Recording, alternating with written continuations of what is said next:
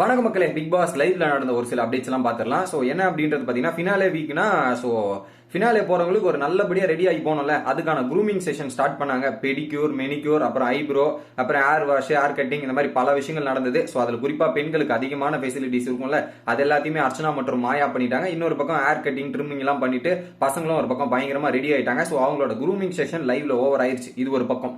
அடுத்ததா என்ன அப்படின்றது பாத்தீங்கன்னா, பிராவோ, கூல் சுரேஷ், இன்னொரு நபர் யாருன்னு எனக்கு கரெக்டா தெரியல, இவங்க 3 பேர் உட்காந்து டிஸ்கஸ் பண்ணும்போது பிராவோ வந்து இந்த பிக் பாஸ் டைட்டில் யாருக்கு போகணும்ன்ற மாதிரி அவருக்கு ஒரு ஆசைப்படுறாரு. அந்த ஆசை, அந்த டைட்டிலுக்கான தகுதி அவங்களுக்கு இருக்கணும், அந்த டைட்டிலுக்கு கேவலம் நடக்கூடாது அப்படின்றதுதான் பிராவோட எண்ணம்.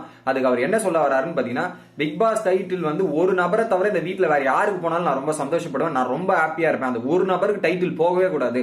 அந்த டைட்டில்ன்றது ஒரு உதாரணம், ஒரு எடுத்துக்காட்டு. அந்த மாதிரி நபருக்கு டைட்டில் கிடைக்கவே கூடாது. அது கிடைச்சா அந்த டைட்டிலுக்கு கேவலம் அப்படின்ற மாதிரி பேசுறாரு அவரு. சோ அந்த ஒரு நபர் பார்த்தா அதுக்கப்புறம் மக்கள் பாக்குறவங்க எல்லாருமே இந்த ஷோவை வெறுத்துருவாங்க. இந்த ஷோ மேல இருக்கிற அபிப்பிராயம், விருப்பம் எல்லாமே போயிடும். அந்த மாதிரி ஒருத்தர் இருக்காங்க அப்படின்னு சொன்ன உடனே கூல் சுரேஷ் ஐ அண்டர்ஸ்டாண்ட் எனக்கு புரிஞ்சிருச்சு அப்படின்றது சொன்னார். பட் பிராவோ நேமை மென்ஷன் பண்ணல. ஆனா பாக்குறவங்களுக்கே தெரிஞ்சிருக்கும் அவர் யாரை மென்ஷன் பண்றாருன்னா மாயாவை தான் மென்ஷன் பண்றாரு.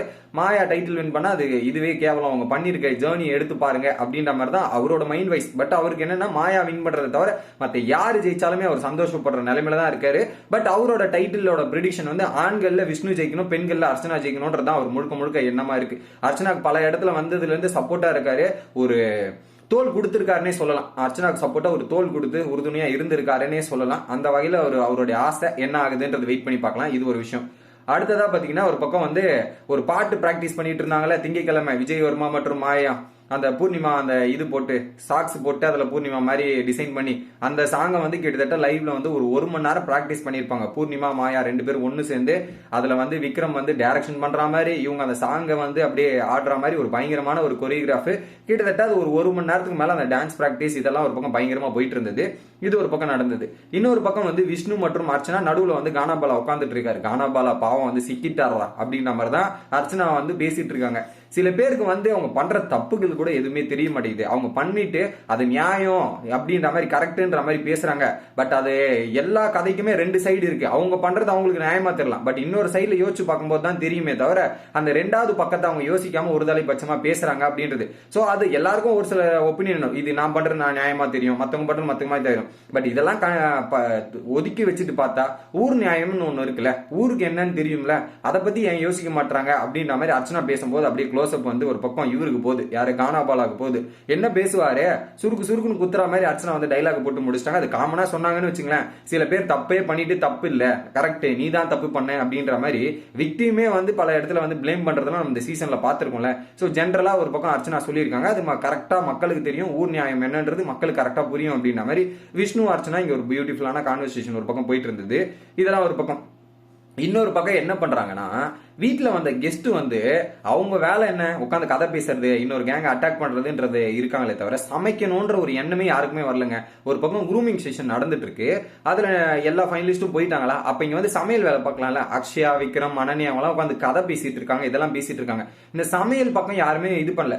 தினேஷ் அப்பதான் வந்து ஹேர் கட் இதெல்லாம் பண்ணிட்டு வந்து சமையல் ஆரம்பிக்கும் போது உடனே வந்து எல்லாரும் தட்டு நீட்டுறது, இந்தாங்க வேணும்ன்ற மாதிரி. எப்பா ஃப்ரீயா உட்காந்துட்டு இருக்கும், வந்து சமைக்க மாட்டீங்க. இவங்க இந்த ஃபைனலிஸ்ட் கண்டஸ்டன்ஸ் வந்து கம்ஃபர்டபுள் பண்ணணும், ஃப்ரீ பண்ணணும்ன்றதுக்காக தான் உங்களை கூப்பிட்டுருக்காங்க. ஆனா நீங்க வந்து என்ன பண்றீங்க, திரும்ப இந்த ஃபைனலிஸ்ட் கண்டஸ்டன்ஸ் வந்து வேலை வாங்கணும், அவங்க சமைக்கும் போது வந்து இது இல்லையா அது இல்லையான்னு கேட்கறதை தவிர எல்லாம் என்னங்க பண்றாங்க, இவங்களை வேலை வாங்குறாங்க. வந்து ஃபுல்லா என்னத்த சொல்றது தெரியல, வந்ததுல இருந்து வன்மத்தோடய சுத்திட்டு இருந்தாங்க. அதுல 3/4 பேர் வன்மத்தில் தான் இருந்தாங்கன்றது தான் இது. இதுல வந்து இந்த இவங்களுக்கு கொஞ்சம் ஃப்ரீ பண்ணுவோம், ஆல்ரெடி அவங்க ஸ்ட்ரெஸ்ல இருப்பாங்க, இதெல்லாம் பண்ணணும்ன்ற எண்ணம் யாருக்குமே வரல. ஒரு ஹெல்ப்பாது பண்ணலாம், அவங்களுக்கு சமைக்க தெரியாது, வந்து ஒரு ஹெல்ப்பாது பண்ணலாம்னா கூட அது கூட வரமாட்டாங்க. அப்படி கூட அந்த ஹெல்ப் பண்றதுக்கு யார் வருது, ரவீனா, கூல் சுரேஷ், தினேஷ், அந்த கேங் மட்டும் தான் வருதே தவிர இந்த ஏ கேங்னு இருக்கு பாருங்க, அந்த புள்ளி, இந்த ஏ கேங், அந்த ஏ கேங்ல இருந்து ஒருத்தருமே வரல. இவங்க சாப்பாடுக்கு மட்டும் வந்து தட்டு நீட்டுறது, இந்த மாதிரி பல விஷயங்கள் பண்ணிட்டு இருக்காங்க. என்னத்த சொல்றதுன்னு தெரியல, கடைசி வரையும் என்னத்தையும் புரிஞ்சிக்க மாட்டாங்கன்னு நான் நினைக்கிறேன். இதெல்லாம் ஒரு பக்கம் நடந்துட்டு இருக்குங்க. இன்னொரு பக்கம் கூல் சுரேஷ் வந்து அங்க பெட்ரூம்ல உட்காந்து பேசிட்டு இருக்காரு ஸ்மால் பாஸ்ல. அப்ப வந்து பாத்தீங்கன்னா, மணி நீ கூட டைட்டில் வின் பண்றதுக்கான வாய்ப்பு இருக்குன்னா மணி, நீ ஃபினாலே வரையும் இவ்வளவு தூரம் வந்துட்டிய, அப்பன்னா இது கூட இருக்கலாம், மேபி சான்ஸ் இருக்கலாம் அப்படின்ற மாதிரி மணியை பத்தியும் ஒரு பக்கம் பயங்கரமா இங்க பேச்சு போயிட்டு இருக்கு. இதெல்லாம் தான் வரிசையா லைவ்ல நடந்துட்டு இருக்கு. அடுத்து என்ன நடக்குது அப்படின்றத அடுத்த வீடியோல பாக்கலாம் கைஸ்.